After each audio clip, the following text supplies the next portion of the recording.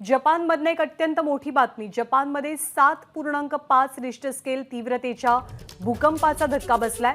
जपानच्या पश्चिम समुद्रकिनारी सुनामी सुद्धा आलेली आहे। त्यामुळे जपान नवीन वर्षाच्या सुरुवातीलाच नवीन वर्षाच्या पहिल्या दिवशी सुनामीमुळे आणि भूकंपामुळे हादरून गेलाय। 7.5 रिश्टर स्केल म्हणजे खूप मोठी तीव्रता आहे। これ佐藤大丈夫？待って待って。やばいやばいやばい。これ。何？すごい。やばいやばいやばい。駅ぶっ壊れるじゃん。駅落ちるって。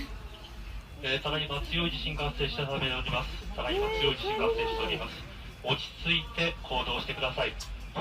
अभिषेक मोठे आपल्याला माहिती देतात। अभिषेक, काय माहिती जपानमधनं मिळते, काय घडलंय नेमकं? ज्ञानदा, जर का यामध्ये बघायचं तर 7.4 रिक्टर स्केलचा हा संपूर्ण भूकंप होता। मध्य जपान मध्ये हा भूकंप झालेला आहे। जपान जे विभाग आहे, जी एजन्सी आहे, त्यांच्याकडनं सुनामी संदर्भातले जो इशारा आहे तो जारी करण्यात आलेला आहे। यामध्ये इशिकावा असेल, नियागाटा असेल किंवा तोयामा यामध्ये संपूर्ण ह्या कोस्टल भाग आहे आणि या कोस्टल भागामध्ये, किनारपट्टी भागामध्ये सध्याला सुनामीची वॉर्निंग जी आहे ती जारी करण्यात आलेली आहे। असं कळतं आहे की इशिकावा जो हा परिसर आहे तिथं सध्याला 5 मीटर पर्यंत उंच लाटा ज्या त्या सध्याला आपल्याला पाहायला मिळतात आणि त्यामुळे सगळ्याच किनारपट्टी भागातल्या या लोकांना सुरक्षित स्थळी हलवण्याचे आदेश आहेत ते देखील जपान सरकारकडनं देण्यात आलेले आहेत आणि तशा प्रकारच्या सूचना दिल्यानंतर आपल्याला एक संपूर्ण हा भाग जो आहे तो खाली करण्यात आल्याचं देखील दिसत आहे। मात्र यामध्ये मोठ्या प्रमाणात नुकसान जे आहे ते अपेक्षित असणार आहे। एकूणच त्या प्रकारे ह्यात किती नुकसान होतंय हे बघणं देखील महत्त्वाचं असेल। सध्याची तिथली काय परिस्थिती आहे, किती नुकसान झालेलं आहे याबद्दलची काही माहिती कळू शकते का?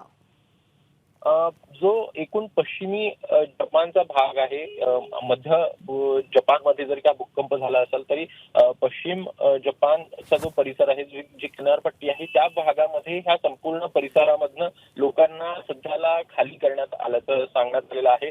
एकूण जे किनारपट्टी भाग आहे तिथनं लवकरात लवकर दूर जाण्याच्या संदर्भात देखील सांगितलं आहे।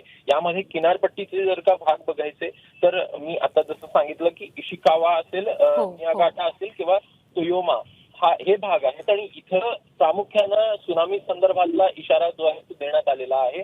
आणि आता जर का बघायचं तर उंच लाटा साधारणपणे 5 मीटर उंच लाटा, म्हणजे आपण साधारणपणे विचार करायचा तर 15 ते 16 फुटांपर्यंतच्या या उंच लाटा आहेत त्या सध्याला वेगाने येताना दिसत आहेत आणि त्यामुळेच एकूण मोठ्या प्रमाणात नुकसान होण्याची भीती देखील व्यक्त करण्यात येते आणि तशाच प्रकारे जपान सरकारकडनं हालचाली ज्या आहेत त्या आपल्याला होताना पाहायला मिळतात आणि संपूर्ण हा भाग जो आहे तो खाली करण्यात येत आहे। धन्यवाद अभिषेक या सगळ्या माहितीबद्दल। तर जपानमध्ये 7.5 रिश्टर स्केल तीव्रतेचा भूकंप झालेला आहे।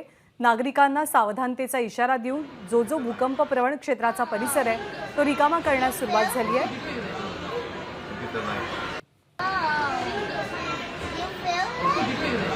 जपानमधली दृश्य आहेत। खरं तर नवीन वर्षाचं स्वागत करत असतानाच आणि नवीन वर्षाच्या अगदी सुरुवातीलाच जपानमध्ये भूकंपाचे धक्के बसलेत। सुनामी सुद्धा आलेली आहे पश्चिम पट्ट्यामध्ये आणि त्याच परिसरातली ही दृश्य आपण सध्या पाहतोय।